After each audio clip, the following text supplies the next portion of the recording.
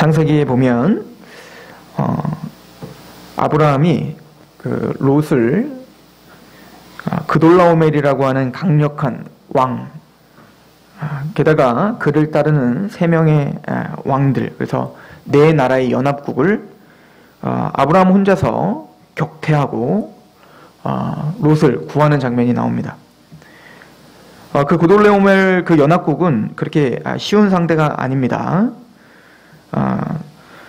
소돔과 비롯한 그 5 왕들이 연합을 해서 그돌라오멜에게 대항했지만 그 연합국도 그돌라오멜 그 연합국에는 속수무책이었던 아주 강력한 왕이었어요. 그런 왕을 한 나라도 아니고 사실은 어떤 큰 부족도 엄청 큰 부족도 아닌 아브라함이 홀로 가서 싸워서 승리한다는 것은 거의 불가능한 일이었습니다. 그런데 아브라함은 380명의 그 수하의 사람들을 데리고 있었는데 그들을 평소에 훈련을 시켰던 것 같습니다. 군사훈련을 시켰던 것 같아요. 그래서 자신이 데리고 있었던 380명을 데리고 단까지 쫓아가서 야습을 벌여서 그 그돌라오멜을 쳐부수고 그리고는 롯을 구원하는 장면이 성경에 기록되어 있습니다. 우리는 그 장면을 통해서 여러 가지를 좀 생각할 수가 있습니다. 첫 번째는 아브라함이 그 전쟁을 승리로 이끌었던 것은 하루아침에 그렇게 승리할 수 있었던 게 아니라 적어도 평소에 아무런 일이 없을 때 갈고 닦았다는 거죠. 훈련을 시켰다는 거예요. 그런데 그럼에도 불구하고 이 38명을 데리고 사실은 그 연합국을 상대한다는 것은 한 나라를 상대한 것, 아니 그것도 한 나라도 아니고 지금 4나라가 연합한 그 나라를 상대한다는 것은 불가능한 일인 거예요. 게다가 이것은 굉장히 무모한 도전인 것이죠. 그러나 아브라함은 고민하는 기색도 없이 롯이 잡혔다는 소리를 듣자마자 그냥 바로 380명을 데리고 바로 출정을 하는 겁니다. 롯은 하나님 앞에 뭔가 약속을 받고 내가 믿음으로 승리하리라 라고 해서 갔다, 그런 이야기도 없습니다. 그냥 간 거예요. 근데 아브라함을 그렇게 움직였었던 이유는 딱 하나입니다. 롯에 대한 사랑이죠. 그곳에 왜 가야 됩니까? 아니 남의 나라가 전쟁을 하고 또 정복을 당하고 사실 그돌라오멜에게 사실은 다 이렇게 조공을 바치던 애들이 그 나라 한 5나라가 화가 나니까 나 못 바치겠다 그러고 그돌라오멜에게 반기를 들었다가 지금 대로 속국이 돼서 포로로 잡혀간 그 나라에 무엇하러 아브라함이 가서 380명을 데리고 그곳에 가야 됩니까? 그 이유는 딱 하나예요. 사랑하는 롯이 잡혔기 때문인 거예요. 아브라함은 어떤 지식과 어떤 이론이 그를 주장하는 게 아니라 그의 마음이 그를 주장하고 있었던 거죠. 마찬가지로 지금 바울은 우리가 알고 있듯이 데살로니아에서 어떤 고난을 당했는지 우리는 이미 상고했습니다. 또한 그 전에 빌립보에서 또 어떤 수모를 당했는지 알 수 있죠. 다 유대인들에 의해서 당했던 수모들입니다. 그런데 바울은 그럼에도 불구하고 거기서 쫓김을 당하면 빌립도 이 베레아라는 지역까지 쫓김을 당해서 왔는데 바울은 누구와 상의할 것도 없이 또 이해타산을 따질 것도 없이 또 오늘 제일 먼저 어디를 가냐면 바로 유대의 회당으로 떠들어가는 거예요. 무슨 꼴을 당할지를 분명히 알고 있습니다. 어떤 고난을 당할지 또 그곳에서 이미 빌립보와 데살로니가에서 이미 정보들이 새 나가서 아마 이 베레아 사람들은 이미 바울에 대해서 미리 들었을 거란 말입니다. 죽임을 당할 수도 있고 봉변을 당할 수도 있는 그런 상황 속에 바울은 전혀 그거와 상관없이 당연히 유대회당으로 관례대로 들어갑니다. 첫 번째는 바로 하나님이 강권하시는 사랑이 그를 그렇게 만들었겠죠. 고린도후서 5장 13절에 보면 우리가 만일 미쳤어도 하나님을 위한 것이요 정신이 온전하여도 너희를 위한 것이니 그리스도의 사랑이 우리를 강권하시도다. 우리가 생각하건대 한 사람이 모든 사람을 대신하여 죽었은즉 모든 사람이 죽은 것이라. 사도 바울은 그 십자가의 사랑이 자신의 강권함을 고백하고 있습니다. 즉 하나님의 사랑에 강권된 자는 이해타산을 따지지 않고 그 영혼 때문에 달려가는 거예요. 또 하나는 사도 바울은 자신의 고륙이요 친척인 유대인들에 대한 마음이 너무너무 사무치게 마음에 가다듬고 있었어요. 사도 바울은 이방인의 사도로서 이방인들을 위해 그 열국을 향한 하나님의 그 복음을 전파하는 유력한 도구로 사용됐음을 우리는 너무나 잘 알죠. 그럼에도 불구하고 사도 바울은 항상 자신의 고륙이요 친척인 유대인들에 대한 마음을 우선적으로 갖고 있었어요. 로마서를 보시면 그래서 먼저는 유대인에게요, 그리고 헬라인에게라. 먼저는 유대인에게요, 헬라. 이걸 반복적으로 쓰고 있단 말입니다. 먼저는 유대인에게요 라고 사도 바울은 끊임없이 유대인들에 대한 마음, 자신의 고륙과 친척에 대한 마음을 가지고 있었죠. 어느 정도냐면 로마서 9장 1절에 보면 내가 그리스도 안에서 참말을 하고 거짓말을 아니하노라. 나에게 큰 근심이 있는 것과 마음에 그치지 않는 고통이 있는 것을 내 양심이 성령 안에서 나와 더불어 증언하노니 나의 형제 곧 고륙의 친척을 위하여 내 자신이 저주를 받아 그리스도에게서 끊어질지라도 원하는 바라.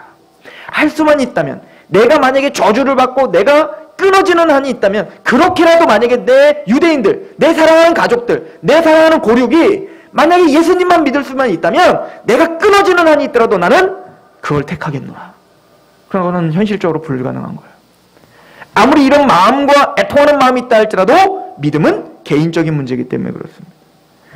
사도 바울을 인도했던 건 바로 그 십자가의 사랑, 하나님에 대한 사랑과 또 그 유대인에 대한 사랑이 사도 바울을 무모하게 많지 가는 곳마다 유대인 회당으로 지금 데리고 가고 있는 모습을 사도행전은 그려주고 있습니다.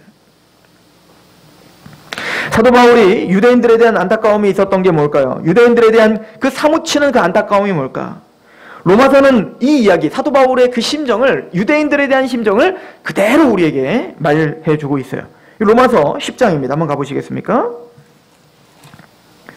로마서 10장 1절부터 보시면 사도 바울이 9장부터 계속 유대인에 대한 이야기를 하고 있는 거예요. 육적 유대인이요. 10장 1절부터 4절을 보시면 형제들아 내 마음에 원하는 바와 하나님께 구하는 바는 이스라엘을 위함이니 곧 그들로 구원을 받게 함이라. 내가 증언하노니 그들이 하나님께 열심히 있으나 올바른 지식을 따른 것이 아니니라.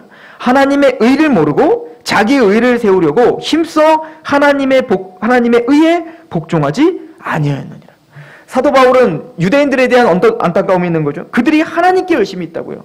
하나님을 섬기려고 한단 말입니다. 그 조상 아브라함의 하나님, 이삭의 하나님, 야곱의 하나님 앞에 열심을 다하고 그 하나님을 섬기기 위해 자신의 목숨까지도 내어놓으려고 하는 유대인들의 열심을 너무너무 잘 알았어요. 왜? 본인이 바리새인이었기 때문에요. 어떻게 해서 하나님의 말씀을 어떻게 하면 잘 지킬 수 있을까? 그것을 평생을 연구한 바리새인들 아닙니까? 그러나 그들은 지식이 없었습니다. 그들은 하나님의 말씀을 따르지 않았다는 거예요. 아니 그렇게 말씀을 잘 아는데 왜 말씀을 따르지 않았을까? 유대인들은 그 당시에 있었던 말씀, 구약 성경을 달달달달 외우고 있었단 말입니다. 그런데도 불구하고 지식을 따르지 않은 거예요. 그러나 하나님의 의가 전혀 뭔지 모르고 자기 의를 세우려고 힘써 하나님의 의에 복종하지 않는 그 유대인들에 대한 안타까움이 사도 바울에게는 있었던 것이죠. 그래서 사도 바울은 로마서 2장으로 가보시면 그 안타까움을 이렇게 표현합니다. 2장 28절부터 보시면 무릇 표면적 유대인이 아니요 표면적 육신의 할례가 아니니라. 오직 이면적 유대인이 유대인이며 할례는 마음에 할지니 영에 있고 율법 조문에 있지 아니한 것이라. 그 칭찬이 사람에서가 아니요 다만 하나님에게로다. 너희들이 아무리 사람들에게 칭찬을 받고 너희들이 이렇게 행했네, 그 긴 옷을 입고 사람들 앞에서 막 사과리길에서 그럴듯하게 기도를 하고 많은 사람들의 추앙을 받더라도 하나님이 인정해 주지 않으면 너희가 알고 있는 그 열심은 아무것도 아니다 라고 이야기하는 거죠. 유대인들아, 너희들의 육적 유대인이라는 걸 자랑하지 말라. 표면적 유대인이 진짜 유대인이 아니고 이면적 유대인이 진짜 유대인이다. 너희가 자랑하고 있는 나는 할례를 받은 민족이다 라고 하는 걸 자랑하지 말라. 사도 바울이 모세가 신명기에 말하면 너희가 육적인 할례가 아니라 마음의 할례를 받으라고 했지 않느냐. 마음을 다하고 뜻을 다하고 목숨을 다하여 주 너희 하나님을 사랑하라고 했지 않느냐. 즉 그 마음의 할례를 받은 그 복음의 사람들, 그 성도들이 바로 진짜 유대인이고 참된 이스라엘이다 라고 하는 것을 지금 이야기해주고 있습니다. 그런데 이 유대인들은 그걸 깨닫지 못하고 있었죠. 사실은 이거는 사도 바울이 가르친 게 아니에요. 이미 모세가 율법을 받을 때부터 가르쳐준 거란 말입니다. 할례를 베풀면서 그 할례가 중요하지 않음을 분명히 이야기해 줬어요. 그 육적인 할례가 중요한 게 아니라 너희는 마음의 할례를 받으라고 모세가 분명히 신명기의 이야기를 반복적으로 하고 있었단 말입니다. 그런데 유대인들은 그 지식을 이해하지 못하고 그 말씀을 그대로 청종하지 못하고 자신들이 만들어 놓은 아집과 자기들이 만들어 놓은 교리에 사무쳐서 하나님의 복음을 보지 못했다는 겁니다. 이것이 사도 바울로 하여금 너무너무 답답했던 거죠. 요한복음 5장 39절에 예수님께서 우리에게 이렇게 말씀을 하시죠. 너희가 성경에서 영생을 얻은 줄을 생각하고 성경을 연구하거니와 이 성경이 곧 내게 대하여 증언하는 것이다. 유대인들에게 말하는 겁니다. 너희가 성경에 영생을 얻는 줄을 생각하고 성경을 연구하지만 이 성경이 곧 내게 대하여 증언하는 것이다. 구약 성경은 나를 기록하고 있는 거다. 그러니까 너희들이 구약을 제대로 보려면 누구를 발견해? 예수님을 발견해야 되고 복음을 발견해야 되고 영생을 발견해야 된다는 거예요. 그러나 유대인들은 그 실력이 없었던 겁니다. 그 실력이 없었던 것은 바로 자신의 아집과 고집에 빠져 있었기 때문에 그렇고 시기함에 빠져 있었기 때문에 그렇습니다. 즉 자기들만의 편견이 있었다는 거예요. 육적 유대인인 우리는 월등하고 쟤네들은 뭔가 모자르라. 뭔가 하나님이 가르쳐준 그 원리를 이해하지 못하고 본질을 이해하지 못하고 그냥 외적인 거에 취해서 하나님이 진짜 말하고자 하는 내용을 전혀 인지하지 못하는 그 민족적인 편협성이 그 복음을 알 수 없도록 가로막고 있었음을 사도 바울은 지적하고 있습니다.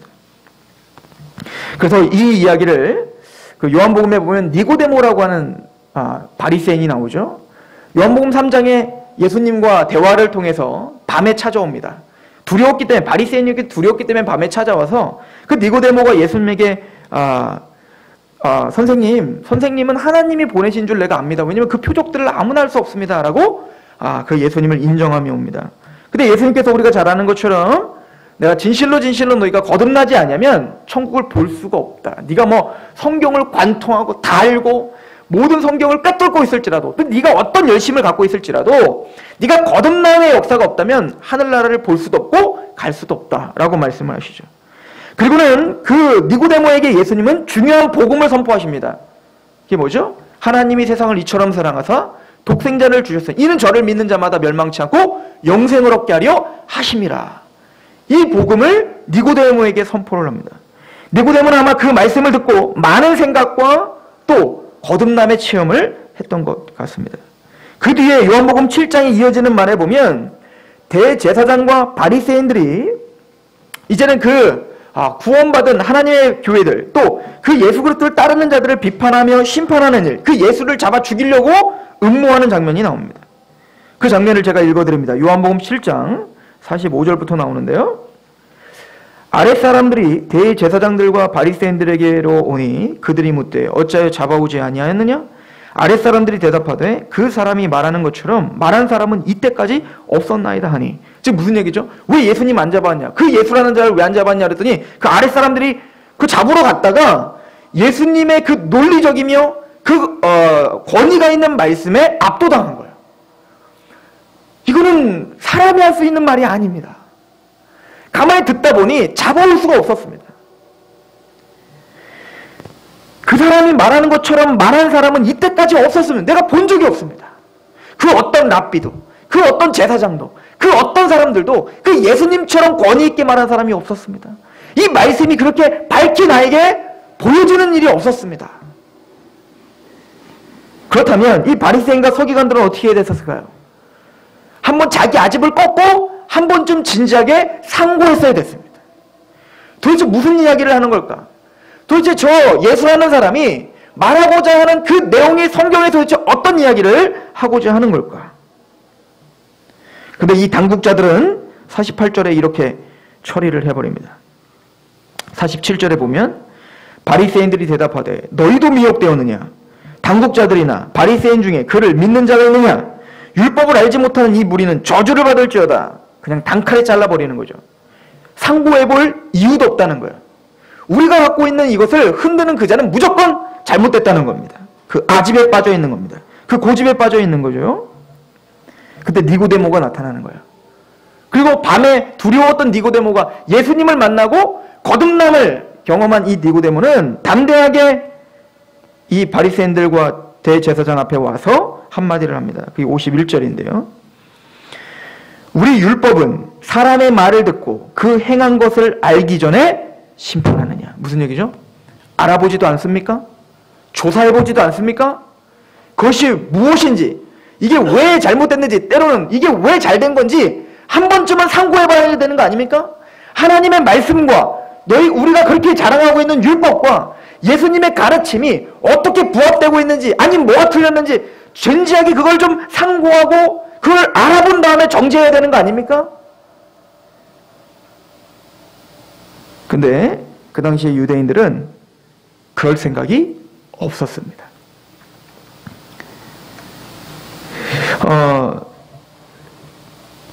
제가 대학원을 다닐 때 이슬람에 대해서 연구를 해야 되는 과제가 있었어요. 그래서 꾸란이죠. 그들이 갖고 있는 경전인 꾸란을 연구하는 과제가 있어서 제가 꾸란을 연구해 본 적이 있습니다. 그때 제가 깨달은 점은 이슬람교는 완전 기독교와 다른 종교가 아니라 신천지나 정명석을 믿고 있는 집단이나 여호와 증인과 같은 이단이구나라는 걸 알게 됐어요. 그 꾸란에 계속 반복되는 이야기가 있습니다. 뭐냐면 성경을 믿는 민족들아. 그 민족은 세 가지를 가리킵니다. 카톨릭, 기독교, 유대교를 가리킵니다. 성경을 자세히 상고해봐라. 그 예수라는 선지자가, 예수를 선지자라고 믿습니다. 아예 배격하진 않아요. 사람인 선지자라고 믿어요. 예수가 선지자들이 얘기한, 또 신약도 정경으로 믿습니다. 재밌죠? 꾸란에 보면 신약 성경도 그들은 하나님의 말씀이라고 믿어요. 신구약을 자세히 읽어봐라. 그러면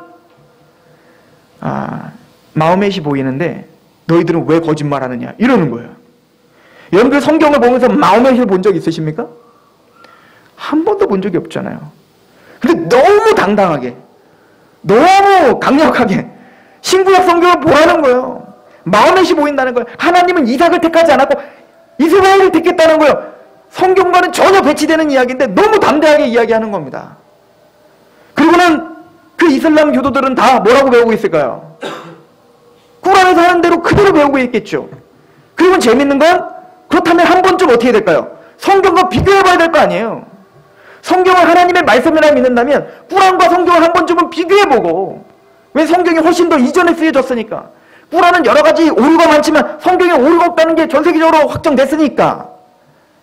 그러나 그 어떤 이슬람교도도 성경 한 번 읽지 않습니다. 왜죠? 그럴 마음이 없는 거예요. 내가 왜 그래야 됩니까? 지금 잘 돼가고 있는데 모든 민족이 다 이걸로 지금 내 정통을 삼고 있는데 뭐하러 내가 그런 수고를 해야 됩니까? 유대인들이 어떻게 보면 그런 아집에 빠져 있었다라고 성경은, 또 사도 바울은 이야기해주고 있는 것입니다.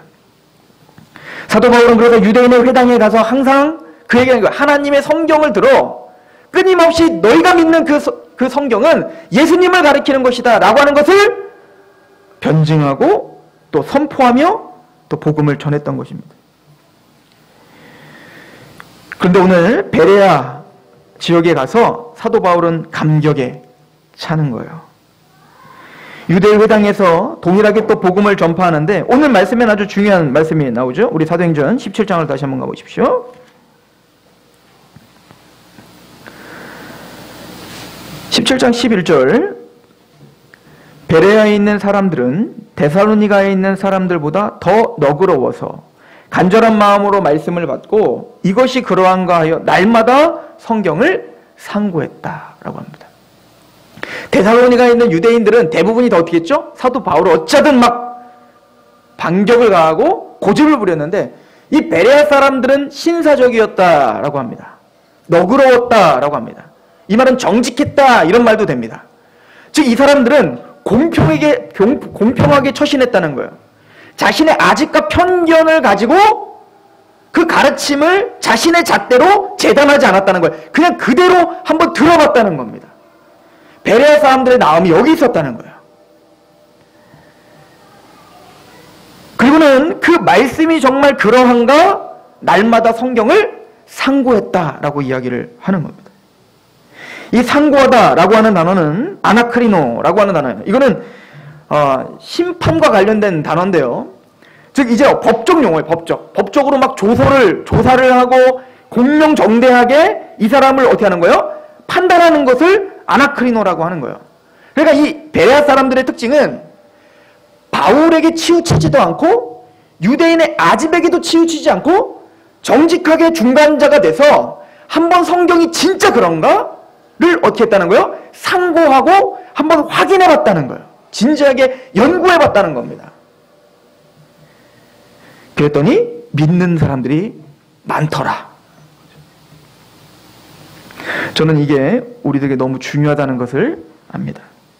제가 군대에 갔을 때 이제 막 구원을 받고 이제 막 성경을 연구하기 시작할 때의 일인 거예요. 저희 후임병 중에 한 명이 들어왔는데 이등병으로 들어왔는데 한쪽에서는 죽어라 한대요. 한쪽에서는 살아라 한대요. 그래서 소대장이 저한테 너무 다급해서 와서 걔 도저히 내가 상담을 할 수가 없으니 어째 그거는 영적인 문제인 것 같으니까 내가 상담할 수 없고 그러니까 군중병인 네가 좀 한번 데려다가 얘기 좀 한번 해봐라. 그래서 불러다가 이야기를 나눴더니 안상홍직인애였습니다. 하나님에게 생전 처음 안상홍직인애를 본 거예요. 제가 그 친구에게 물어봤습니다. 그때는 이단에 대한 전혀 이해가 없었을 때였기 때문에 그 친구에게 나에게 너희 교리를 좀 알려줘라 라고 했어요. 궁금했기 때문입니다. 그래서 그 친구에게 성경책을 주고 군종실을 데리고 가서 나한테 오늘 네가 믿고 있는 거를 나한테 좀 설명해 줄 수 있는 기회를 주마. 그랬더니 그 친구가 제 성경책입니다. 뭐 써있지도 않죠? 성경책을 펴놓고 자기가 믿고 있는 바를 설명하기 시작합니다. 몇 장 계속 막 싹 찾아요. 제 성경책을 잘 설명하더라고요. 그때는 처음 들었던 교리였기 때문에 야 진짜 앞뒤가 너무 잘 맞는다라는 생각을 하게 됐습니다. 그리고 제가 그 친구한테 물어봤습니다. 너 얼마나 다녔냐? 하나님의 교회 안상홍직인에 얼마나 다녔니? 2개월 다니고 왔대요. 거기 전 충격을 받은 거예요. 저는 평생을 예수님을 믿었고 교회를 다녔고 신학생이었습니다. 그런데 그 친구는 2개월 동안 안상홍직인에서 교육을 받았고 그리고 네가 믿고 있는 바가 무엇이다. 그게 잘못된 거죠. 잘못됐죠. 그러나 잘못됐든 잘됐든 자기가 믿고 있는 바를 당당하게 그것도 핍박을 받으면서 나에게 정리를 해서 성경책을 펴놓고 설명을 하는데 제가 압도당했다는 사실이에요. 근데 제가 이단 사역을 하면서 깜짝 놀란 건 걔만 그런 게 아니라는 걸 깨달았어요. 모든 이단들은 그렇게 전투적으로 자기가 믿고 있는 바를 준비하고 있더라는 겁니다. 제가 군대에 있을 때 우리 지금 인도네시아로 간 오영조 선교사님, 또 지금 이스라엘로 간 이영재 선교사님, 그리고 저 3명이서 일주일에 한 번씩 매일 모여서 성경 공부를 하고 또 나누고 그랬던 적이 있었습니다. 그때는 사실은 그 2명은 일찌감치 복음을 깨달았어요. 근데 저는 사실은 신학생이었고 이거 잘 배워서 나중에 써먹어야지 이런 생각이 컸고 구원의 확증이나 믿음이 없었을 때였습니다. 그냥 여러 번 들었지만 그냥 좋은 말씀이겠거니 하고 설교를 성경 공부를 하던 때였습니다. 그런데 우리 3명이 있는 곳에 여호와 증인 아주머니가 2명이 오신 거예요. 본인들 우리랑 얘기 좀 하자고 얘기를 합니다. 그리고 자기들 교리를 이야기합니다. 그때도 저는 이단에 대한 이해가 없었을 때였어요. 그러나 저는 신학생이라는 그 아집과 고집이 있었습니다.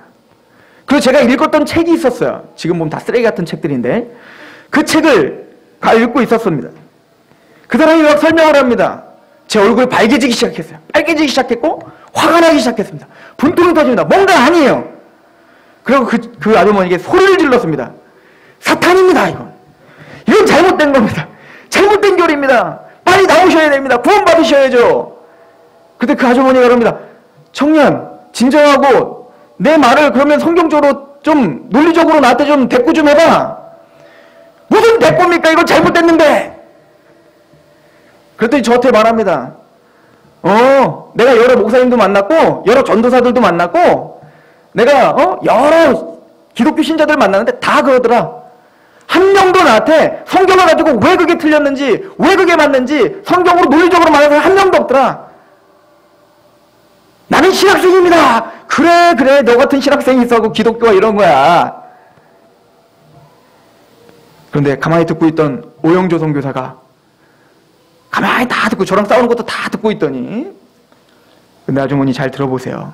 몇 장 몇 절, 몇 장 몇 절, 몇 장 몇 절, 몇 장 몇 절. 그 아주머니가 도망을 가셨어요. 두 번의 충격을 받았죠. 나의 무지함의 충격을 받았고, 그 오영조 선교사에 되게 멋있어 보이는 거예요. 야, 이 사람은 똑같이 나랑 성경 공부를 했는데 어떻게 이 사람은 그렇게 실력을 갖추고 있었지? 어찌 보면 우리 기독교가 지금 그러고 있는지도 모릅니다. 우리 기독교가 이단들과 싸우거나 아니면 세상 사람들과 싸울 때 우기고 싸움하고 화내는 것밖에 못하는지도 모르죠. 아니요, 초대교회는 그렇게 하지 않았습니다. 하나님의 말씀을 말씀답게 봤습니다. 또한 정말 그 말씀이 성경에서 그러한가 상고해 봤습니다. 거기에 실력이 나타나는 거 아니겠어요? 거기에 능력이 나타나는 거 아니겠습니까? 우리의 아집을 갖고 싸울 수 있는 게 아니란 말입니다.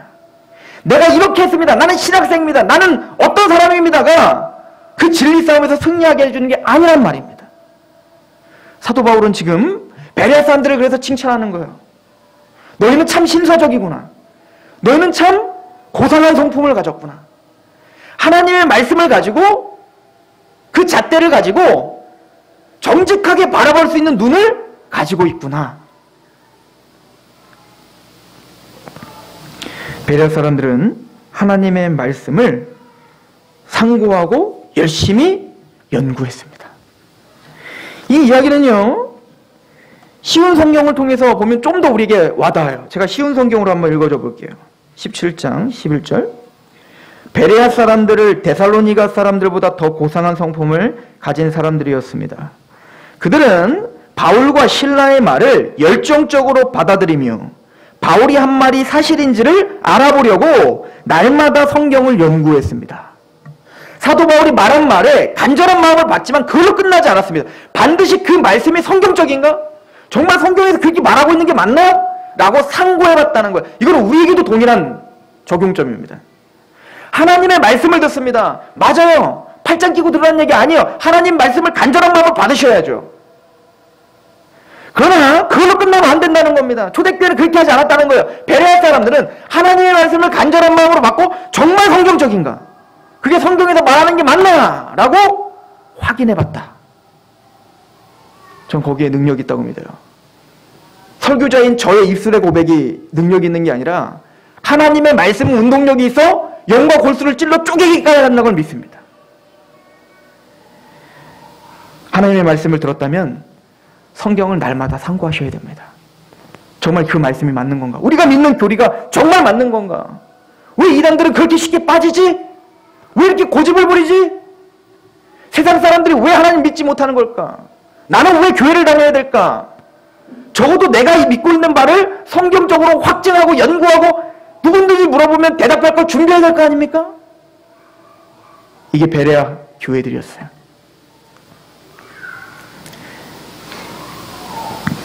이때부터 기독교 안에는 베레아적이다라고 하는 형용사가 생겼어요. 베레아적. 이 베레아적이라는 말은 바로 공명정대하게 하나님의 말씀을 바라보는 시각, 그 태도를 베레아적이다라고 이야기하는 것입니다. 하나님의 말씀을 간절한 마음으로 듣고 그 말씀을 날마다 상고하는, 이제는 회당에 일주일에 한 번씩 안식일날 모이는 게 아니라 그 말씀에 감격을 갖고 있는 베레아 사람들이 날마다 모이기 시작했습니다. 왜일까요? 그 구약을 통해서 복음을 발견했습니다. 풀리지 않았던 그 하나님의 신비한 영광스러운 복음을 발견했기 때문에 말씀을 연구하면 연구할수록 더 깊은 감격이 오기 시작했습니다. 말씀을 보면 볼수록 더 만나고 싶었습니다. 바울을 만나고 싶었고 그 바울의 말이 정말 그러한가 성경을 같이 토론하며 이야기하는 것이 행복이었기 때문에 매일매일 만났습니다. 그리고 그런 베레아 교회를 통해서 12절, 그 중에 믿는 사람이 많고 또 헬라의 기부인과 남자가 적지 아니하나. 그 중에 믿는 사람들이 많다. 데살로니가 교회보다 훨씬 더 풍성한 열매를 맺게 되었습니다. 하나님이 준비하신 거겠죠.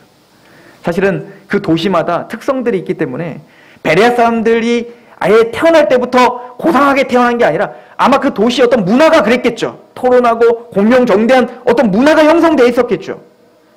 하나님이 그 도시에 태어나게 하셨어요. 하나님이 그의 밭을 갈아주신 겁니다. 하나님이 그 말씀을 받아들일 수 있도록 빌립보에 갔을 때 루디아에게 바울이 복음을 전했더니 마음을 주께서 열어 바울의 말을 청종케 하신 것처럼 지금 하나님의 말씀을 공명정대하게 볼 수 있는 마음을 하나님이 만들어주신 은혜였겠죠. 베레아 교회는 날마다 성경을 상고하고 연구하며 말씀이 점점 흥황해지기 시작할 겁니다. 그리고 하나님의 백성들이 많아지더라 라고 이야기를 합니다. 우리가 갖고 있는 복음은 바로 우리의 높아진 마음을 부수는 능력입니다.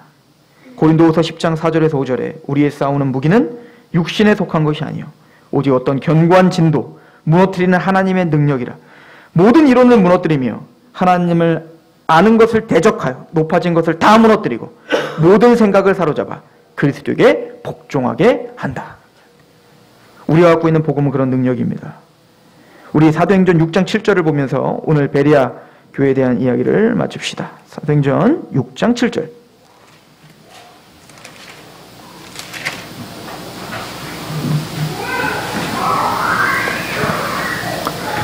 같이 한번 읽어볼까요? 시작.